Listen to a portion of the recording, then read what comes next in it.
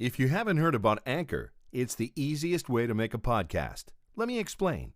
It is free.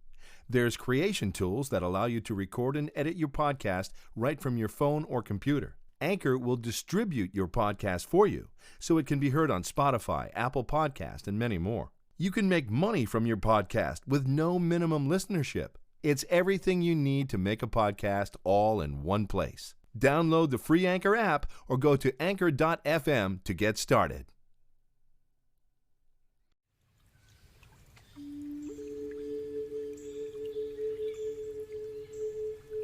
You are now listening to Discover Your Potential with renowned radio talk show host and certified holistic practitioner Cindy Gilman. So listen, participate, be inspired. Know that you can discover your potential.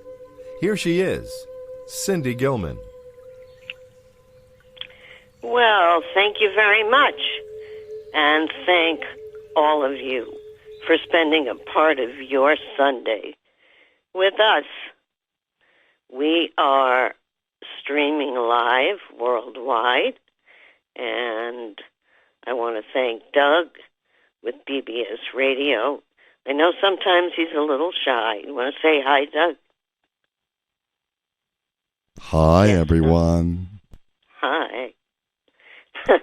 Now, I have heard that over the last 2 weeks, we've had almost 30,000 listeners. So I want to thank all of you for listening to the program, for this program is for you. I know there are many programs that I have done in the past that are up for you to listen to, but today we are streaming live thanks to Doug and his technological input, which I am not very good with.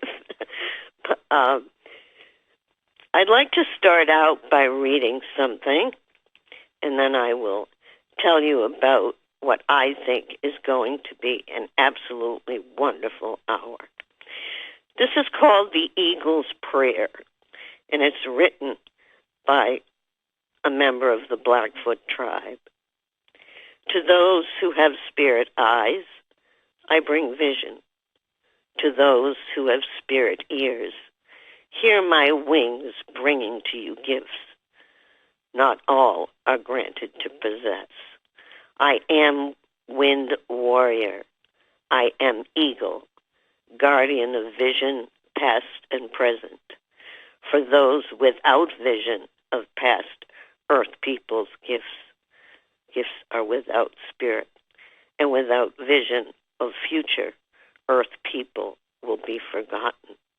To you I bring spirit of earth, people encased and vibrant, but free-flowing and serene on the elements of earth, ground, which is clay, father tree, which is wood, and brother plant, formed in canvas. Their spirits are entrusted with our past impressed on them, given to those with eyes to carry on our spirits, our souls, our memories for you. So that'll give you a little bit of an appetizer as to what today's program is about. If you'd like to call in, and you can, be polite, the number is 888-627-6008.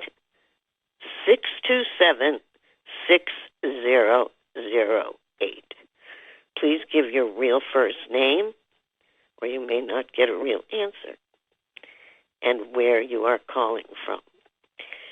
Now, this is a very interesting month. This is National Native American Heritage Month, also known as American Indian Heritage Month, a time to celebrate the rich and diverse cultural traditions and history and achievement and important contribution the Indians make for our nation. It is also National Veterans Month, and many veterans celebrations have been going on from Veterans Day on. In fact, there's a new duplicate of the Vietnam Wall that's just been put up in Massachusetts. And I hope some of you who are local will be able to get to it and see it. I saw it after it was first created in Washington, D.C. And although I saw names of people that I went to college with, it was most impressive. For those of you who are listening, I hope you will gain some insight, some knowledge, some interest. And for those of you who would like to sponsor our program, you can go to my website, cindygilman.com, and someone will tell you how you can be a sponsor. Now, what better way to do this program today? I invited my dear friend and adopted spiritual brother, Gordon, to spend this hour with me. For Gordon, also known as Gordon Two Bears, represents both of these categories, the Native American heritage and culture, and also the Veterans Month. Gordon was a veteran armed forces, actually a lifetime member of the armed forces and a veteran. So, Gordon, thank you for spending this hour with me. You're very welcome, Cindy. Hello, everyone. It's good to have you here. I'm honored that you asked me to come on your show, Cindy. Pardon? I said I'm honored that you asked me to come on your show.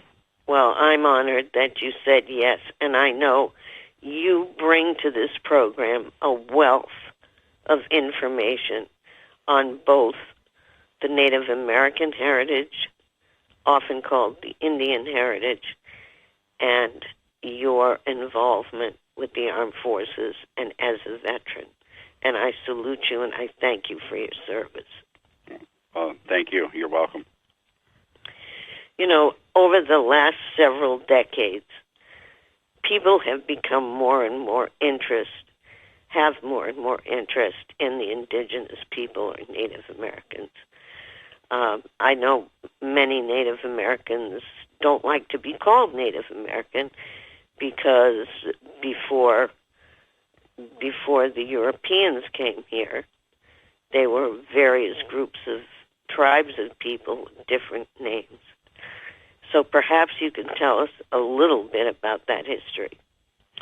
Well, you're absolutely correct. You know, before the name as we currently know the land that we live in, the people knew themselves by a lot of different names.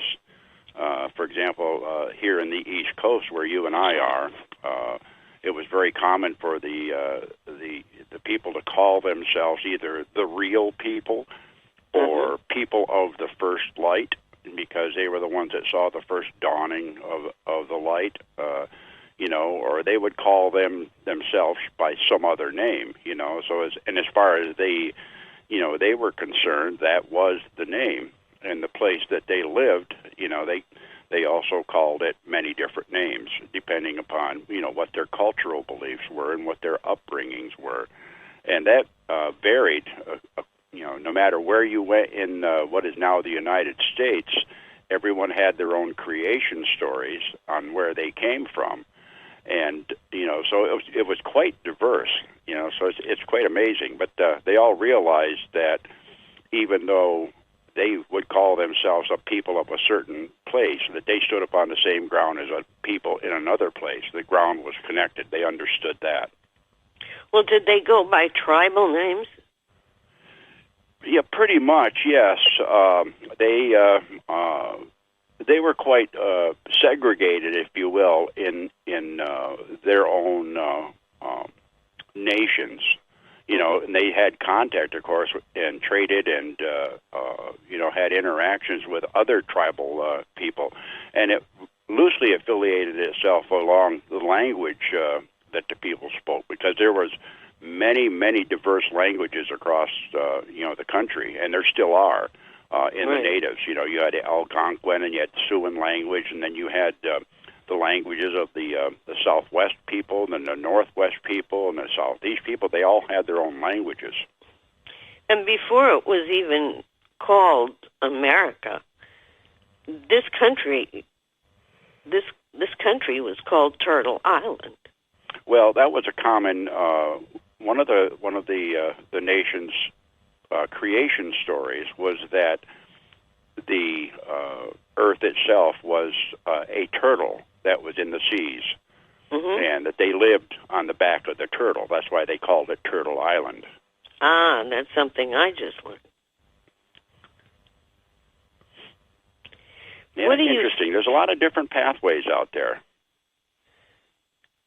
And speaking of pathways, I know you've done a lot of writing, and I hope one day you'll write a book. You have something written about pathway. Well, yeah, it's over the years, and I'm getting up there in years now myself. But over the years, you know, I've actually traveled a lot of those pathways. And one of the things that I've done in one of the many hats that I wear, you know, as an energy healer, and as a counselor, and as a non-denominational ordained minister thing, you talk with people, and people, you know, they have questions, and lots of times the questions are around their own individual path. And so I kind of put together a teaching from understandings that I had, and it was in the format of a story, and I call it The Same Different Pathway. You want to hear it? Absolutely. Okay. Well, this was written, let's see, I'm looking at the date of this. This was written at least, at least 10 years ago, on the 1st of November, 2009. Well, we were is when both I put 21 together years this old. teaching. Okay. In the time of the beginning, the Creator, with all names, made a beautiful lake filled with the purest of spiritual water to serve the needs of all that had been created upon the face of the earth. This water of life serves the spiritual, emotional, mental, and physical needs of all who come to drink of its goodness. All around this lake were created pathways in great numbers that led out into the world of the created, so that all living things could have a way to travel to this lake of goodness on a pathway of their own choosing. It was in this manner that the created things could use the pathway best suited for their needs. For a long, long, long time, the created things walked upon their chosen pathway and received that which the Creator with all names gifted them, and were happy and in harmony with all things. Then one day, one of the created people exclaimed that his pathway was the best way to go to the lake of goodness, and that others should consider abandoning their own and using his pathway. Well, this led to discussions about the different pathways and the differences between those who used them. As this became more prevalent, they became more defensive about their own pathway, and disagreements and confusion arose within the people, and there were arguments and disharmony in that which had been created. As each group of people decided which pathway was the only true pathway, they divided themselves into groups and divided from each other. It was in this way that they lost their understanding of how all pathways led from the lake of goodness. They had let the pathway they walked become the center of their reason, and took their eyes off the place all the pathways started. They had allowed themselves to become separated in perception only. For in thinking that the pathway started from where they stood, they forgot that the Creator, with all names, had started all pathways from the lake of the water of life, so that creation could be connected to the one source at all times. The people had forgotten that they did not create the pathway, but only walked upon a pathway that had been gifted to them. Had they not forgotten this, they could have remembered they were part of everything created, because they were drinking from the one source, and be able to see the connection that is always there. Therefore, do not judge the path another takes to drink from the water of life that you also drink. Instead, walk your own path with your heart on the destination and the beginning. Then, when you bend to drink of the water of life, and you fill your cup with a connection to all things, and you can see the reflection of the faces of all your relatives in the lake of harmony. I love that. And that was very much the belief of the Native Americans across the country. They understood that everybody had their own ways, so they didn't stand in judgment of somebody else's ways. If Creator has made them to do things that way, that's the way they did things, and they respected that. They didn't try to change it. They didn't try to subject them to following another's ways. In other words, they honored them for what they were. It's too bad people don't live that way today. It's these are really tough and trying times that we're in. Yes. It's just, and I feel sorry for the people that are, the nations now, the Native American nations now are under such tremendous stress. With all of the new technologies and everything else, for the young people to hold on to their cultural heritage, right. and that's the groundedness, the rootedness, the keeping your eye on the one source. Creator knows every name that a person uses to call on them from their heart. It doesn't make any difference what language it's in. It doesn't make any difference what name it is. And it all goes to one source. Well, there was somebody that you and I both knew that had a wonderful, wonderful saying one time that I've taken as a teaching. Do you remember someone by the name of John Running Deer? Absolutely, and I had the wonderful pleasure, thanks to you, of meeting Chief Running Deer. And he actually, when you invited me to the very small private powwow, I sat with him, and when he went up to say the prayer, he asked me to hold his staff, and the energy from that staff was so strong, I almost fell over. And I'm used to feeling energy. What was his saying? What was what? You said there was a saying that he had. Well, he had a number of sayings. My most favorite one, and I'm going to put this out there just because this is the way that John would probably like to be remembered. John has crossed over a number of years ago now. Right. But you remember John's wife, and he was talking one time about the same thing that I just mentioned, same different pathways. Right. He was talking about his wife. Home. He said he would come home, and one day he said there on the altar there would be a Buddha. The next time he would come, he'd go in there, and there would be a Star of David, or there would be a crucifix. The Blessed Mother. Huh? Or native. He called her. He says my wife is spiritually promiscuous. I know, that was so funny. And what he was getting at is that she was being true to the spirit and honoring all pathways. That's what he meant.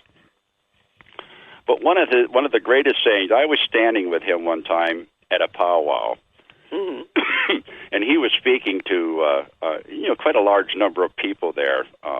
As was common, they would have any medicine person that was at a powwow do the opening and the blessings and things of this nature. Right. Well, John was talking to the people one day, so I put together this little thing afterwards because it struck me as so poignant and so true, that, and he put it in such a way, because John was such a down-to-earth person, he put it in such a way that everybody understood what he was talking about. Modern contemporary life has become so complex and diversified.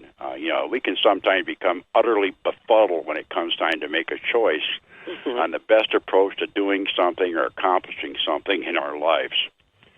There are a multitude of different types, models, and functions of everything, from ideas, beliefs, preferences, and religions. You find yourself swayed one way or another in trying to discover your own path. Confusing, huh? Pretty frustrating, too. All different pathways are there inviting you to travel, but everybody has to think, like, which one do I use? Well, Right. John was talking to them, and I suggest you consider a teaching that I found that led to a profound truth for me. And John was talking to a gathering of multicultural people, and he stated, and I'm going to paraphrase this because I can't remember it from word to word because I giggled and laughed when he said it. He says, all you people standing here in a circle, you have different phones with you, don't you? Some of you have AT&T. He says some have Verizon, some have Sprint, some have those other minute phones, he says. He says most of those phones are made by different makers, too. And you have different models, I'll bet. The one thing they have in common is they all work when you use them properly. Nah. What John was saying is that the Creator Spirit is Right. the destination of your call. It goes through no matter what brand or model of phone you're using. The important thing is whether you're dialing the number and you hit send. It's Right. not important what make it is, what model it is, or how many other functions that phone has. You use the phone to make the call, and then you hit send. Right. And then he said, is it ringing?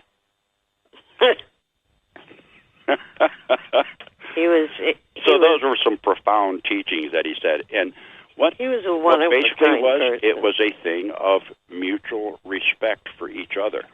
Right. To not get tied up in the little things, the little differences, and look for the one big thing that's the same.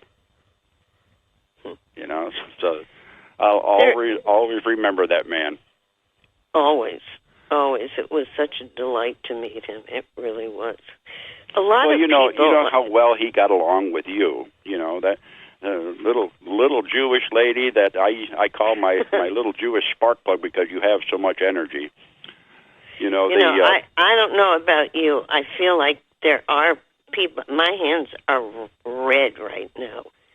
I don't know if yours are. There must be a lot of people out there that are in need of healing. So, there's Reiki always must lots be... of people that are in need of all kinds of things. Right. And there's lots of people that are willing to be the conduit for those things to go through to them. Now, besides your native traditional healing, which you incorporate, you're also a Reiki master. Yes, I'm a Reiki master teacher. I have been for a number of years. And so are I you also feeling do, this energy that's going out to people right now?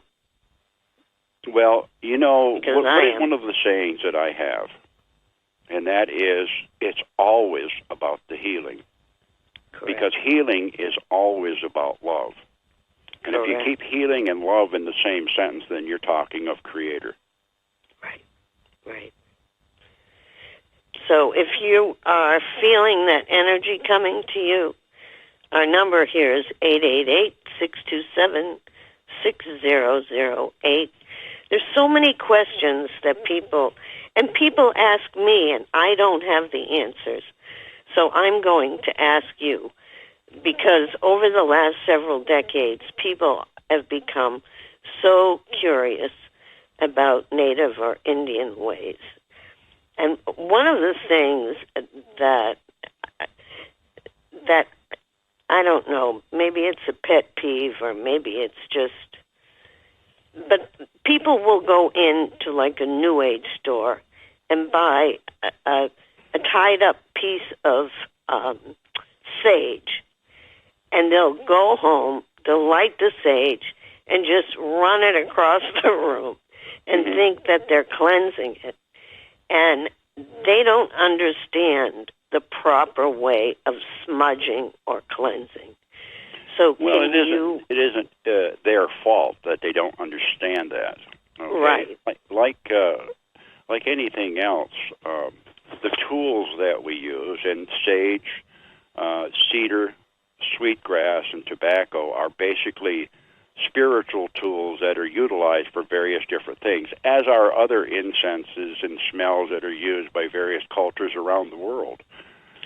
So what is the proper way of smudging or cleansing a room? Well, we're going to back that right up to where it starts. Okay. And it always starts with a thought in a person's mind. What is the intent? What is it that you want?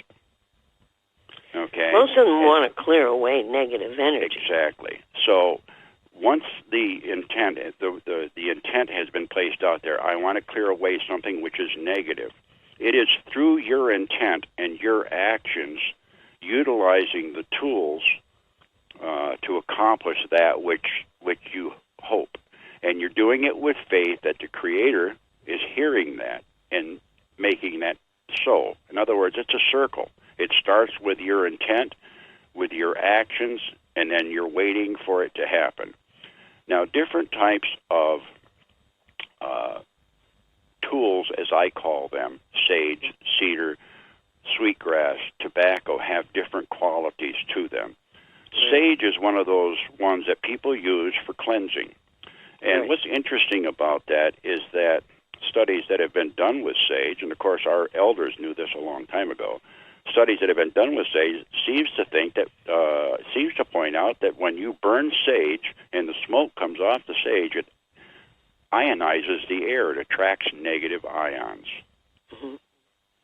So the whole idea of cleansing with the sage smoke, or smoking a person as they call it, or feathering a person, there's many different terms that are utilized for that, is to remove from the body's energy, from the energy centers, the aura, if you will, the egg, whatever you want to call it, is to remove the negative off of that and move it out. Because in the rules of spiritual energy, like attracts like. So if you are removing and banishing negative energy, you're replacing it with positive energy. And positive energy and negative energy do not attract. Okay, negative attracts negative, and positive attracts positive. So you're chasing it away, and you're replacing it with something else. So that's the whole concept of utilizing the sage for the cleansing. Now, I've seen you do a room, and you do. Each corner represents something, and above and below. Right, okay. So what do the different directions represent? Well, there are, and they are just representations. If you stop and think of where you are, every human being is what I call a go-between. Mm-hmm. We are spiritual beings that are having the blessing, if you will, the great gift of being able to live in material creation. We are spiritually experiencing that which Creator has created. And He wants us to be in good relation with that. In order to do that, you have to be balanced. So if you consider yourself standing, then you have four directions. You have the east, and the east where the sun comes up, which is the area of enlightenment. Mm-hmm. Okay? You have the south, okay, where the south winds blow. Okay, and it brings in, the warm sunshine and the growing things and things of that nature. You have the west, which brings in the rains, and you have the north, which brings in, the cold winds and teaches endurance and all of these sort of things. But you also have an above and you have a below.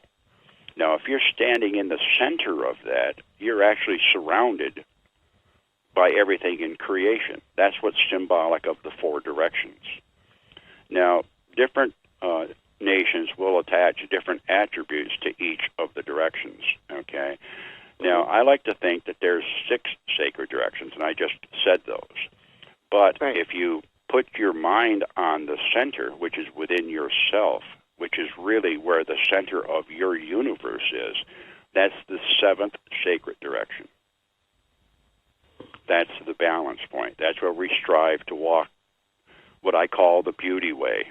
Try to walk in balance with all things. So that's and they've even given it different colors and stuff. But the 4 directions is also symbolic of other things. There's 4 cycles in your life. You're born as an infant, then you're a child, then you're an adult, and then you're the old person, and you're in that cycle. the same thing happens with things that you want to accomplish in your life. They start out as a baby thought, okay, and then you put them in action as a child with all the exuberance of a child. You're all excited, you're getting into them. Then you get the understanding of the adult, and finally end up with the wisdom of the older one, because you've seen how those things have worked in that cycle of ages, or the four directions, if you will. And that goes along with why this program is called Discover Your Potential. Everyone has such great potential if they only knew how powerful Creator had made them. Right. You know, when we talk about the smudging and things of this nature, I've heard things like, "Oh no, that's all part of witchcraft and things of this nature." I know. But yet, if you take a look holistically of the peoples on the earth and see how many people in their own religions utilize something which is just as similar, you know, whether it be the incense censers that are done in religious ceremonies in churches and stuff, you know, or the incense which is burned by the Buddhist or the Shinto priests or whatever, you know. And a good example is in here in the United States, and then the majority of the people would say, well, incense don't have anything to do with religion. Well, I beg to differ. You know, Psalms tells me that the incense is symbolic of the prayers of the people rising. The burning of incense was symbolic of the people rising up to meet Creator. That's in Psalms, and it's also in Revelation. So, you know, I take a look at that, and I say, well, you know what? Everybody's going back to the common, and that's, I think, is where the interest in the indigenous cultures from around the world are awakening people again, because it's taking them back to the more simple times, because spirituality does not have to be as complicated as people make it out to be. Right, and some people make it very complicated. Oh yeah. For whatever reasons, I've found that to be the case, and I don't know if you can't take yourself out of your spirituality, you have no business talking to other people about it. Right. I'm sorry. That's true. I can be very blunt. We're going to take a short break. When we come back, which will be very soon, I want to talk about. Many people have asked me why so many people of Native American background or Indian background have their Indian names with animals and birds. Mm-hmm. So I want to when we return from our break, I want to talk about how people get their native names, and is there a ceremony that goes along with that? Mm-hmm. And I also want to talk about, because people have asked me, what are animal totems? And they'll even ask me, well, what's my totem? I can't give them that answer. How does one know what their totem is? Yeah. Is there a specific ceremony? I know how I got mine. It was during a healing ceremony, mm-hmm. and it's the wolf. That beautiful gray wolf with beautiful blue eyes. So, Gordon, we're going to take a short break. Cindy Gilman is a certified holistic and Reiki and energy practitioner, as well as a spiritual medium. As a spiritual medium and empath, she conducts individual personal consults either by phone or in her office. All sessions are professional and confidential. For a phone consultation or in-office appointment, go to www.cindygilman.com or call 401-885-4115. Welcome back. And if you would like to call in, our number is 888-627-6008. So let's talk about names and how important the specific animals and birds that are in people's names and how they get their names. Okay. Well, first off, it isn't just animals and birds. There's the diversity of names is quite quite widespread. You know, okay. I've seen some rather interesting names, and at first glance, when you hear the name, you're absolutely confused until you hear the story about how the name was selected. You know, it wasn't uncommon that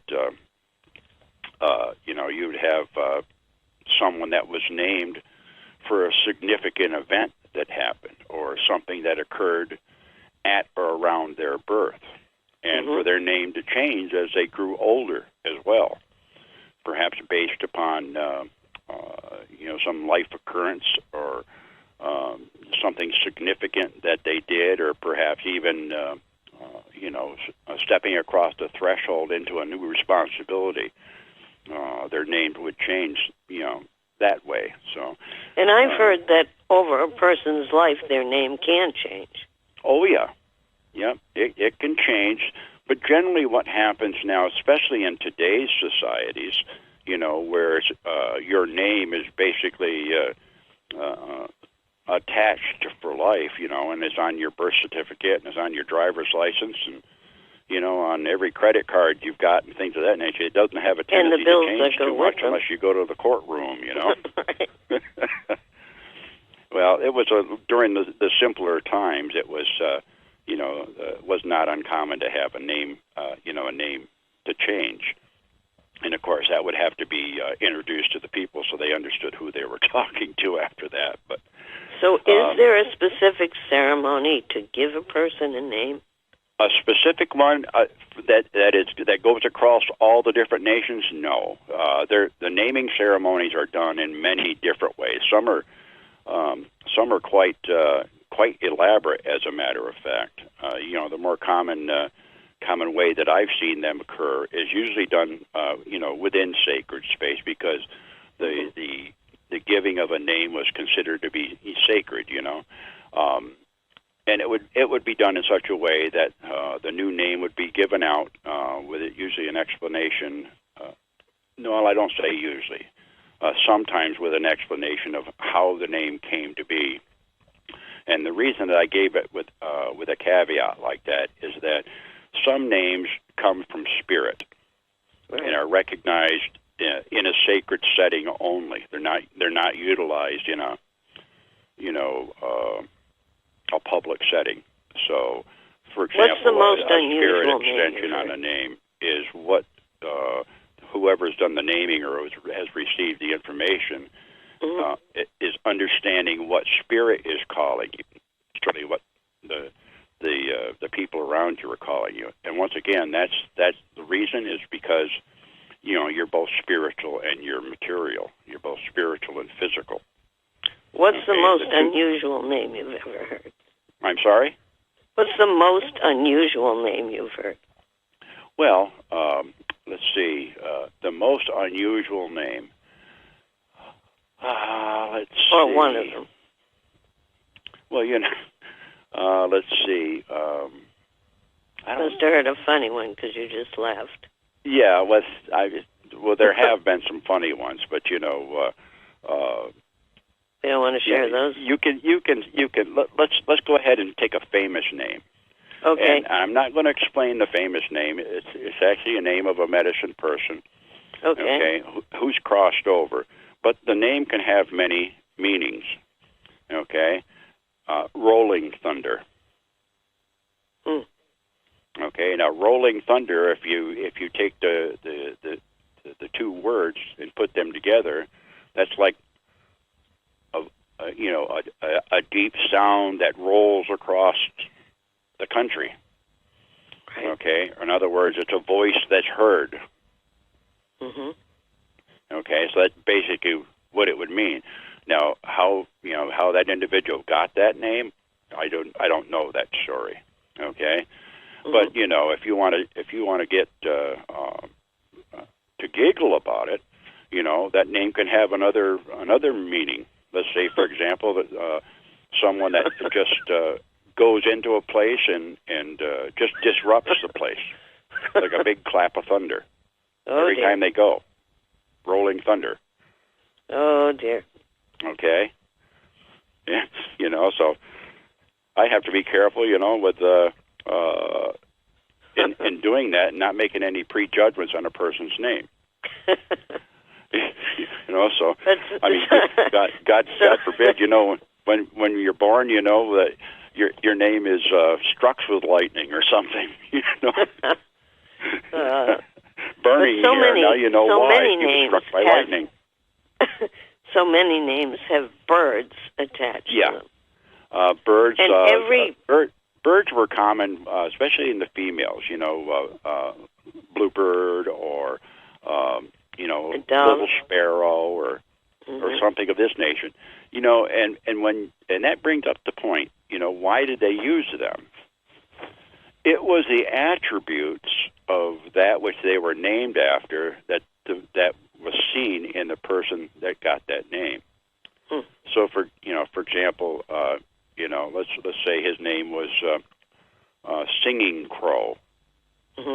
Because he was constantly going around and letting everybody know about everything that went on. Just like Crow will sit there and let you know that somebody strange has come into the woods. Isn't Crow a messenger? Yes. Crow is one of the messenger birds, just like Blue Jay. And that was one of the major attributes that they would have. They have sharp eyesight. They're aware of their surroundings, and they let everybody know if something comes into the surroundings that is unusual or shouldn't be there or things of this nature. Okay, right. Very often people will ask me, a dove came and sat on my windowsill, or a cardinal. What does a red cardinal mean? Well, wouldn't it have several different meanings for they can have, they can have several different them? meanings. It's funny you bring cardinal up, because that's my mother's favorite bird, and that's her favorite colors too. Red and just if given a choice between two car colors, you'll always go for red. Really? Yeah. It just so her native name is. Well, my mother's native name is Seven Feathers. Seven Feathers. And her native name was given to her because she's our clan mother. Right. And for your listeners, so that you understand my heritage, I am French Canadian and Native American. I am what is called a Métis. I'm a mixed blood. And my mother is the clan mother of our family clan. And she had 7 children. So each of the children was a feather. That was her name. That her name is Seven Feathers. When she was made clan mother of our family clan, that was the name that was given to her, by the medicine people. So each of the feathers was representative of one of her children. Right. So that's kind of how the native names work. Now, in the process of how do you get a name, okay, lots of times people would go up and ask somebody that they thought was a medicine person. Right. Okay, now in medicine, in the Native American culture, we're not talking about allopathic medicine as going to see a doctor. Right. To them, spiritual power is medicine. Right. Okay, so they called it medicine, and that medicine person, just like yourself, Cindy, who is a go-between, what I call a go-between, that can go between the spirit world and the living, they would get a name that would come to them from the spirit world about the attributes of the person that was looking to be named. So, they, generally speaking, we would have to know something about you. Now, would this have to be done within a sacred circle, within a lodge? It generally is done that way, yes, because of the naming in most of today's place where people get native names. Okay, it's being done in such a way that it's has a spiritual annotation to it. they call sacred space. In other words, Now, space that explain to has the been audience cleansed what and cleared and sacred dedicated space to is. that purpose. Can you explain what sacred space is? Well, sacred space.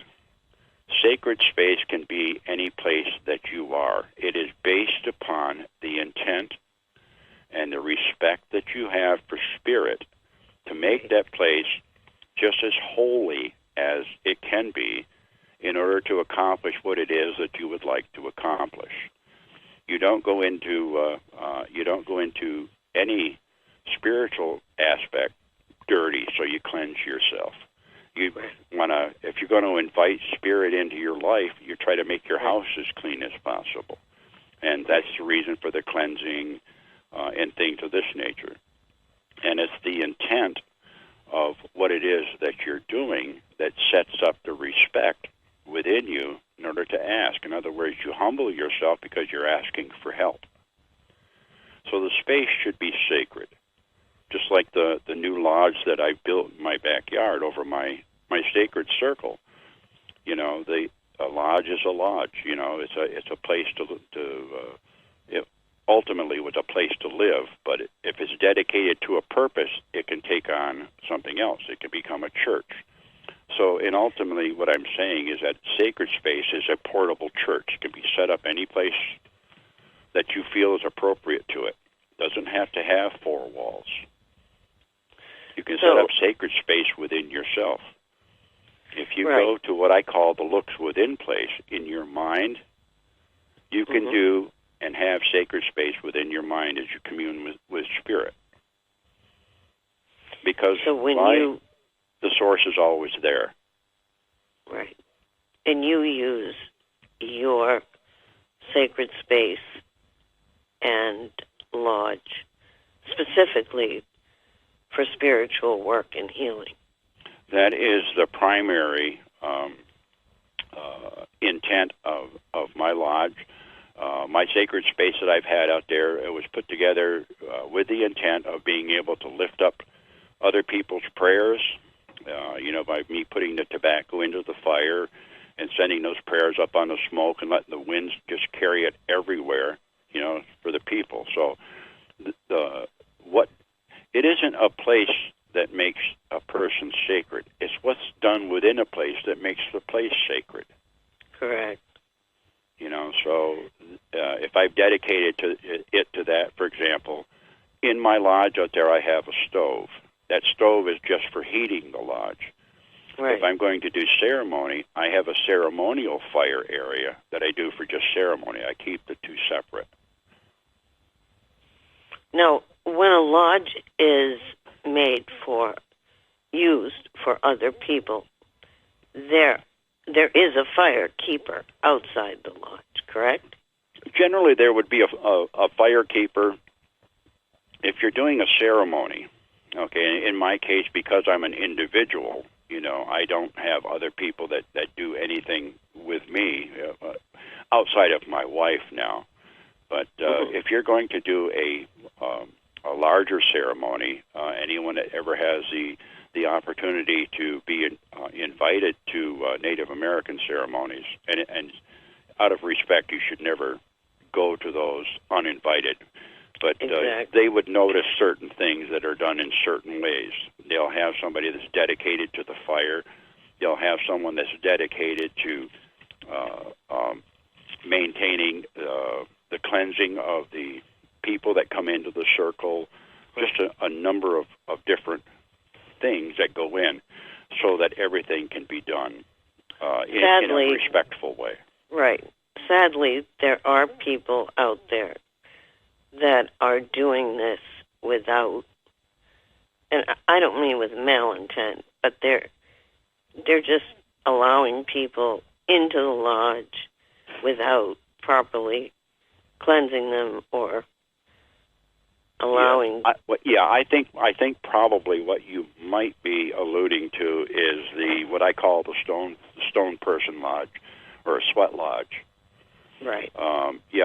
There seems to be a lot of that going on, and in many cases, I consider that to be, probably a cultural misappropriation. But and I'm not saying that sweat lodges are bad that people are doing, because there's sweats and saunas done all over the world, Right. and in many of those, especially in some of the Scandinavian countries, they have certain rituals and things that they do within their sweats too that can make them a Right. spiritual thing. So. But yeah, But you're how right. can we warn some of our listeners who may just want to jump into a sweat lodge without knowing whether it's traditional and proper? Well, I think my biggest caution is that you don't jump on board with anyone that you don't know. Okay. And you don't jump on board with anyone that does not know you. Okay, because those two things are paramount to having, the purpose of the lodge being successful. Okay, to do it, first and foremost, my biggest thing, and you know this, Cindy, Yep. I have never charged ever for any ceremonies that I have ever done within my family or in any other teachings or anything that I have done. Right. Okay, because it's not anything that I'm doing, it's just something that's coming through me to others. Okay? So the first thing I would caution people, if they're saying, hey, sign up for this and $300 down and $400 here when you get here, no. Right. Okay, but that's just me. Run the other way. Yeah, that's just me. Because then I'm thinking that the intent for doing it has gotten away from the healing. Exactly. And if it's gotten away from the healing, it's gotten away from the love. And if it's gotten away from the love, it's gotten away from the respect for Creator. And if it's gotten away from respect for Creator, it's gotten away from the respect for the Creator's people. And for people who just, there are people who just want to go to some big lodge where there are many, many people, just for the fun of it, just to experience it. Mm-hmm. That's not the way to go. Well, we have there's a lot of people out there that are really searching. They're searching for Right. whatever path because they're lost. Right. Okay, and I understand those people. And those are the ones that you and we try to assist in Right. their path work. And then you have another group of people out there that seem to have what they call a bucket list. And they're the same ones that I hate to say it. They're the same ones that love the fact of, look at how many subscribers I've got on my YouTube channel. Look how many Right. friends I have on Facebook, or followers on Instagram, or followers on Twitter. Right. That's the same category, and it's not at all the same when it comes down to it, because it dilutes everything. It takes the emphasis off where it's supposed to be. Okay, it's Which is not as spiritual, complicated as they're making it. Spirituality is much simpler than that. Well, the other thing is when you properly go into a lodge, sometimes if a person has a certain either emotional illness or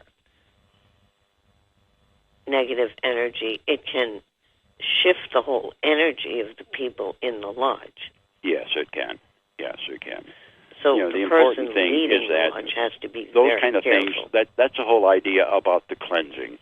In Right. a case like that, where someone has those specific issues, just like you mentioned, it Right. would probably not be in a group setting that Right. a medicine person might take that person into a lodge. Right. It would probably be by themselves, or perhaps with some strong support in there that would be able to direct that energy where it needs to be. But there are so many different methodologies that are used by the medicine people, and they all have their own ways and their own medicines. As you well know, with your contact with some of the medicine people, that that you've seen them do certain things. You know that they all do things slightly different. Right. The other thing before we have to go, and this hour has passed very quickly, Holy mackerel, so I hope you'll come back. People will often ask me, well, what's my animal totem? And that's not a question I can answer. And that also comes through some spiritual ceremony often. But there's a wonderful book called Animal Speak by Ted Andrews. Mm-hmm. Do you often suggest that to people? I have suggested that to people. Not so much about what is being said about each specific animal within there, okay? Right. Because that can, that may or may not apply to the individual. But if you take a look at the chapters that surround the definitions of the animals and the totems and stuff, that gives you an understanding of why you might be considering a certain animal or why you think a certain animal is considering you. And it's the attributes and it's the spiritual significance of what that means. Well, these things are just keys. They unlock certain understandings within us. Right. They unlock certain doors, or they have an attribute that we find that we want to incorporate in our life, whether it's physical or spiritual. And it's really a way for people to shape-shift their reality into what it is that they hope is for the highest good for themselves. Well, I thank you for being with me today, and I hope that this has been educational and informative and enlightening to our audience. Cindy Gilman is a certified holistic and Reiki and energy practitioner, as well as a spiritual medium. As a spiritual medium and empath, she conducts individual personal consults either by phone or in her office. All sessions are professional and confidential. For a phone consultation or in-office appointment, go to www.cindygilman.com or call 401-885-4115. Hello, I am Ron Hayden of Voices Unlimited. I've been writing and voicing radio and television commercials, toys, games, corporate sales, and training, and so much more for over 25 years nationally and globally. I will write or co-write and voice your radio or TV spots, on-hold messages, or whatever you need in one of my many voices or celebrity voices, custom characters, or an announcer voice. A great gift idea. Have me make a celebrity phone call for a special occasion. Just go to www.ronhayden.com to sample my voice demos. Email me at rhvoices1@msn.com. I look forward to working with you in a high voice, a low voice, or just my voice. My business has lost its upward momentum. I'm working up to 14 hours a day, but my sales seem to have plateaued. I'm so overwhelmed. I used to have that same problem, but ever since I found the Balanced Millionaire Consulting Firm, our sales and profits have risen sharply. Even our staff is more engaged, and the atmosphere is full of energy. I have no time to work on my business to develop new sales and marketing strategies. I would love to expand, have strategic partnerships, and access to financing.